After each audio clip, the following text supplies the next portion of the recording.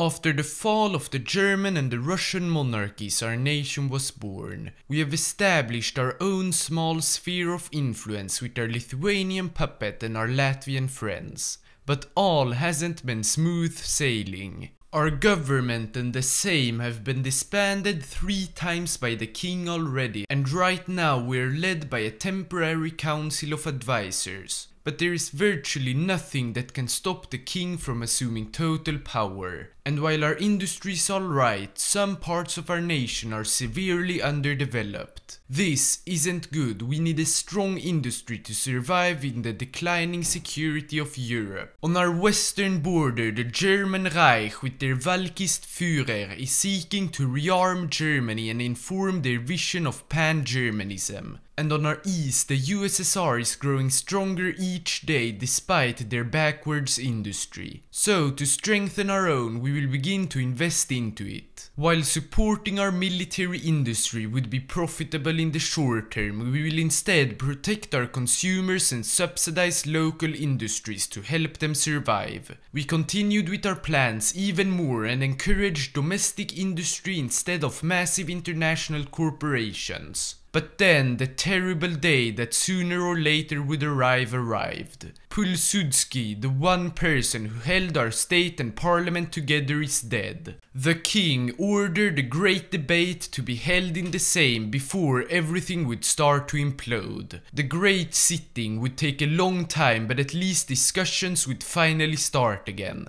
The first question was regarding minorities. The Lithuanians have been a constant pain in the ass begging for their rights, so after long debates the socialists came on top and we will begin to grant them more privileges to help our economy and get the Lithuanians to support us. In the next debate on the Polish industry bill, the MOV monarchist party managed to get support to continue the policies of lower taxes on consumer goods and more civilian factories. But just as the bill was passed, the stock market crash in the UK spread throughout our country. Luckily, with the new reform passed, we could quickly pass a new one to expand the infrastructure of our nation, slowly improving the situation. The next issue in the Sejm was that of our taxes. Our tax system is outdated, massive tax evasions are taking place, and sometimes people are getting taxed more than 100%.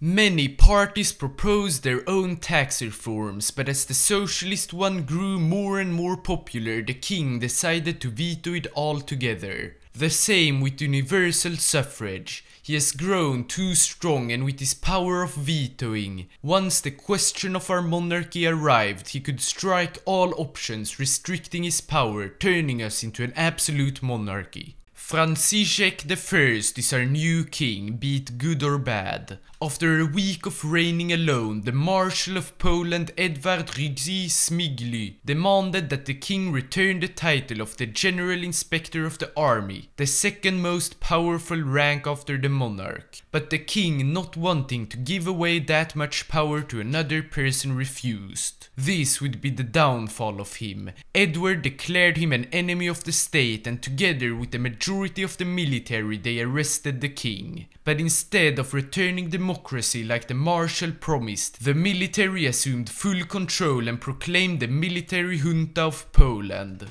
We must now begin to secure control for the military. Despite the majority of it supporting the junta, there were a few regiments loyal to the monarchy. We must punish them harshly to unite ourselves again. With our takeover, many Poles are confused. We must clear up this confusion and stabilize the situation. We must answer their question of our rulership. To legitimize our rule, we decided to appoint Ignacy Mosicki as Prime Minister and not anyone part of the military. But we still hold the real power through several loyal ministers. We can now decide the path of our dictatorship, a centrist or a nationalist one. To keep the minorities on our side, we decided to choose the centrist proposal. But before we begin to reform our dictatorship, we must continue with the former government's plans to recover from the London stock market crash. We will continue to expand our rail networks, and to employ more people we decided to expand the Volnovsk mine. The stock market crash is now under control. We can end our economic reforms and idly watch while our economy grows. We can instead begin to reform our dictatorship. Since we chose to cooperate with the centrists, our goal is to create a benevolent dictatorship to help the people, and in return the people will support us. The minorities seem to be unsure on our stance on them, so we will soon make it clear that we support them. But first we will appease the working class. Happy farmers will improve our industry, and better working rights will keep the proletariat away from supporting the USSR. We can now promise the minorities equal rights so that they finally begin to support us. But before we enforce our equality, we have to look outside of Poland and take our foreign policy serious. As the Germans and the Soviets grow stronger, we must expand ourselves to maintain our independence. We have begun building several new military factories, and our army has already been expanded with 6 new divisions. So we are ready to gain new territory and liberate Polish states that are controlled by foreign forces. We will begin with the southern expansion. Zapadoslavia owns 3 states that we claim: Zaolzie, Lemkowina, and Comancha. We outnumber their military, and while they have tanks, their infantry has no artillery support, so maybe they will simply give away the states to us without any war. So we threatened war if they didn't give it away, but they refused. War it is. We moved our whole army and small air force to the border. The goal of our first offensive is to cut Slovakia in 2 parts. We began with trying to capture the city of Novi Sachk. But as more Czechian divisions arrived, our offensive moved more and more towards the east. While their tanks are meant for offensive warfare, there are still tough opponents on the defensive. Our advances were slow, but we still won most of the battles. The city was captured, and soon we had encircled all of Carpathian Ruthenia. Unfortunately for the Zapadoslavians, this was where most of their tanks were. They defended desperately, and the mountainous regions did help them, but with no supply from the Bohemian heartland, they all fell sooner or later. The rest of their army have now set up a strong defensive line. In the north along the Oder river, and in the south on the mountains of Slovakia. But in the middle of the 2 lines there is a weak hilly area. We started our next offensive here, and it didn't take long until we had broken through and exposed a big gap.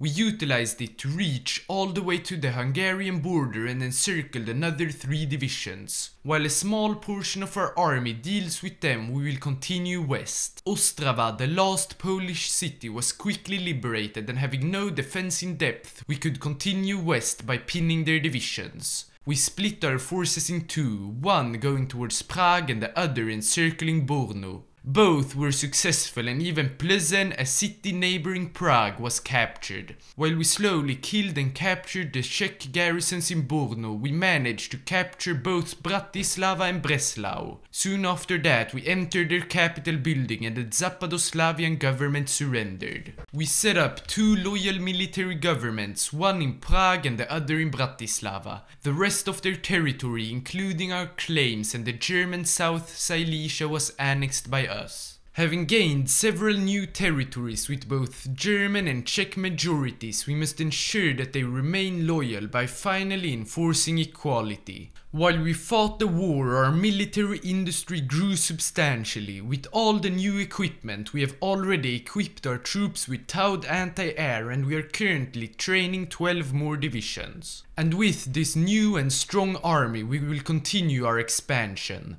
this time to the east. While most of western Belarus is inhabited by Russians, there are a few Poles in the area. So we will demand the 2 states of Grodno and Novogrodek. Despite heavily outnumbering them with our Lithuanian puppet, they still didn't surrender. Maybe they rather fall to us than to the Soviets. We declared war and called our Lithuanian friends. They had almost no divisions, only in the 2 cities of Brest-Litovsk and Grodno, so we could easily encircle them. While some of our troops tried to enter the cities, the rest continued east towards Minsk. As the 2 cities began to fall, we received a message from the Belarus government. They have changed their minds and are ready to surrender both states. since we don't necessarily want the Belarusian puppet since it would create a border with the Soviets, we decided to accept their message.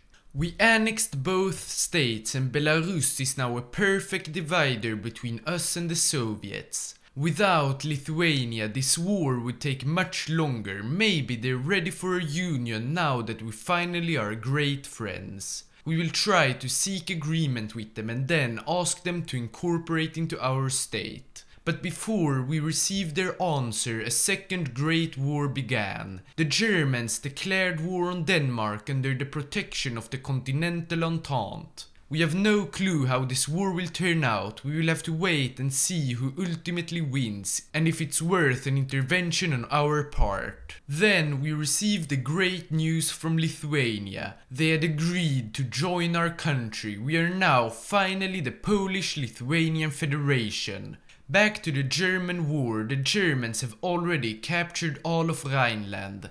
And with the Swedes joining their side, it is only a question of time until they break the Danish defenses. We must help the Entente before the Germans grow too strong. It is time for the unthinkable option. But first we have to prepare. Our relatively weak divisions will be expanded with more infantry brigades and equipped with artillery and another anti-air. We will also train another full army of them. To have enough manpower, we are forced to upgrade our conscription laws despite it hurting our industry. As we declare war on the Germans, all German minorities in our country will rise up. To keep them from joining the Valkist Reich, we will suspend their rights now rather than during the war.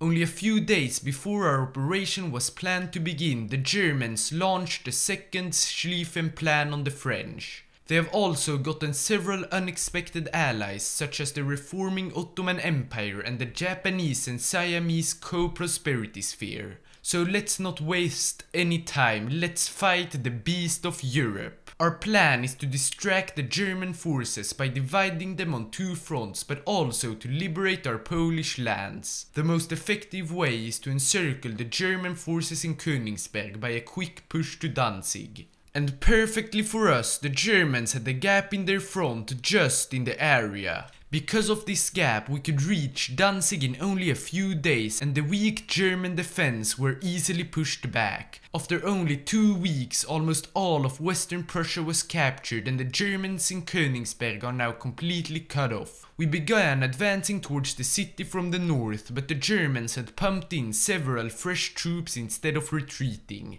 So we couldn't enter the city as fast as we wanted. This caused a horrible consequence. The Commune of Hungary, wanting to take control over Slovakia and thinking we would lose our war with the Germans, declared war on us. Luckily, we could send reinforcements to help Slovakia, but they are still pushing in some tiles. To get more divisions to the area, we first had to close the Königsberg pocket. We had managed to lose Memel, so they now had 2 ports, but this didn't matter since they refused to retreat. After attacking from all sides, we had finally defeated their defense and we killed or captured the soldiers who were left. We can now reinforce the Hungarian front. But only with the perfect amount to hold them back. We won't need any offensive units since we have a great plan. Since the beginning of our expansions, our ministers and officers have had debates about if we should join or create a faction. While it is tempting to join the Continental Entente, we must remain independent to not be dragged into any future French war. So instead we decided to create our own faction as a regional superpower. But how will this help us against Hungary? Well, we will be able to ally the Romanians. But it will take time to finalize our faction with the Romanians, so in the meantime we will continue into Germany. And they are weaker than we thought. They have once again left a gap where they shouldn't. In Brandenburg. A konna bateria już nad stylem stoi, już nad stylem stoi, już nad stylem stoi i pisze do cara, że się go nie boi, że się go nie boi. Hopaj siup, hopaj siupaj, hopaj siupaj, hopaj siupaj dana, hopaj siupaj dana, dziewczyno kochana, wczoraj spałem na podłodze, dziś na stole.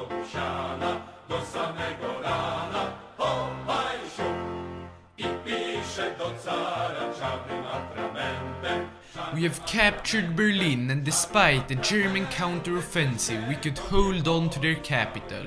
Our small offensive in Bayern was also a success. While our soldiers were burning German flags in Berlin, our diplomats successfully formed the Intermarium, and Romania joined a few days later. Together we can now liberate Carpathian Ruthenia, Oradea and Crisana. The Hungarian commune will be crushed. With the Romanian army advancing from the east, we began by recapturing Carpathian Ruthenia, which was no problem at all. The Hungarians were forced to relocate a ton of divisions to the eastern front. This allowed us to continue by pushing the Hungarians out of southern Slovakia and carry on towards Budapest. Despite a tough defense by fanatic communists and Hungarian nationalists, it didn't take long until our superior firepower triumphed and we entered our second enemy capital this year. From Budapest we continued south, and with the Romanians constantly pressuring them, they had no chance to reinforce our front, which granted us the perfect opening to encircle more than half of their army.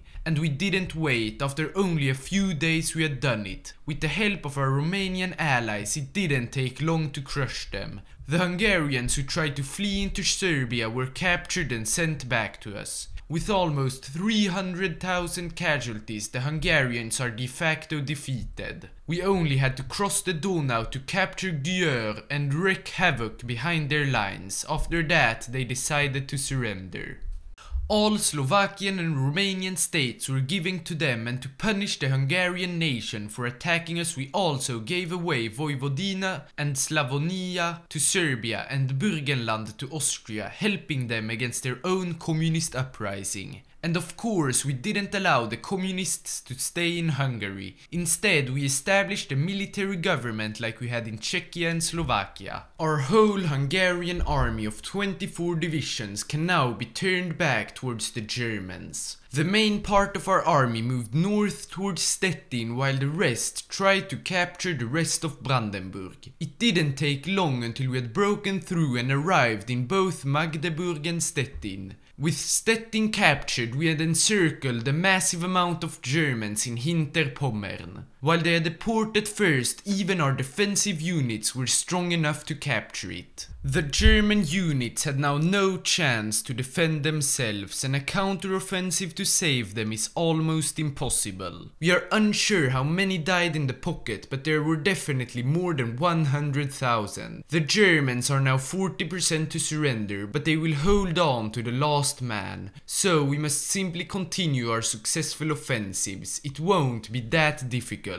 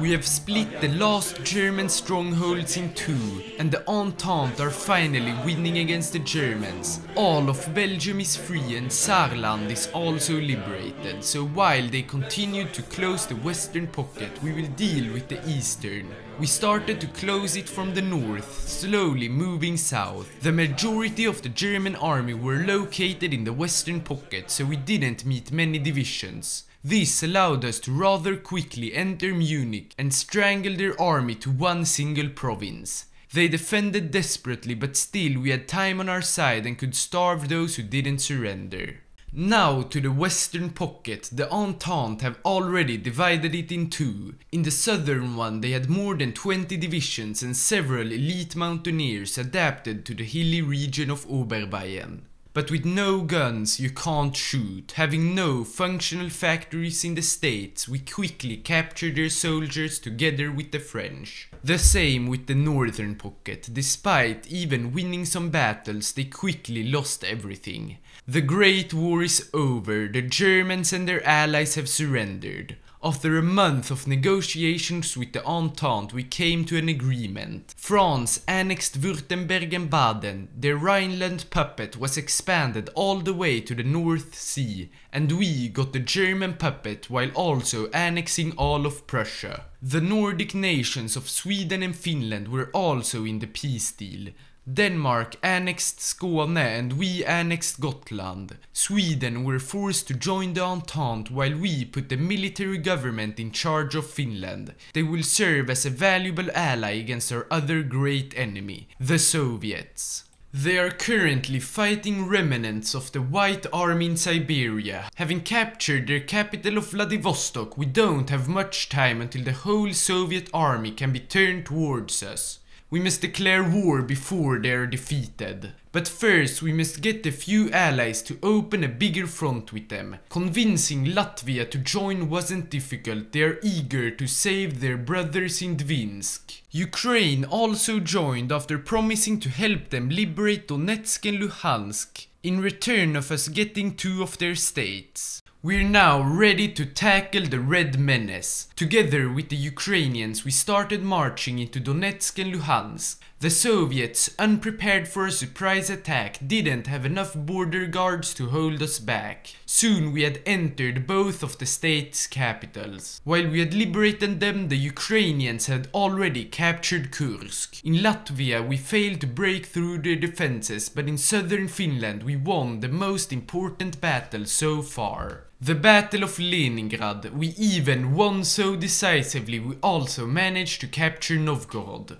Back to the Ukrainian front, several Russian reinforcements have arrived, but they aren't that strong so we can encircle them easily. 3 divisions in Rostov, 2 in the south of Orel, a double one with 5, 4 between Bryansk and Orel and 2 in the south of Leningrad. With both Orel and Bryansk captured, we are closer to Moscow than expected, and with a gap in Tula we will take the chance to capture it. From the gap we could enter Tula and capture the supply hub in it. From there we slowly advanced north towards Moscow, encircling as many divisions as we could. We didn't manage to capture the city immediately. Instead we spent time in the west of it and managed to create a giant encirclement. Soon we were back in Moscow, and with only 1 cavalry division defending the city we easily entered it. The Soviet leadership have now retreated to Narodnygrad, the last major Soviet city, and we are already so close to it. Sadly supply was low, so we had to take a detour all the way to Sartov. From there we could turn south and completely go around their defenses of the city, entering it by the back door. This led to a total collapse of the Soviet army, and the government that was left surrendered. In the following peace deal, Ukraine was expanded massively while we got the 2 states that we wanted from them. Latvia got its state too, and our Finnish military government annexed all of Karelia and Murmansk. We allowed the White Army in Siberia to return all the way to Moscow, but of course we have gained massive influence over their nation. Poland is stronger than ever, and our enemies in the west and the east are both defeated. Thanks so much for watching, and see you in the next video.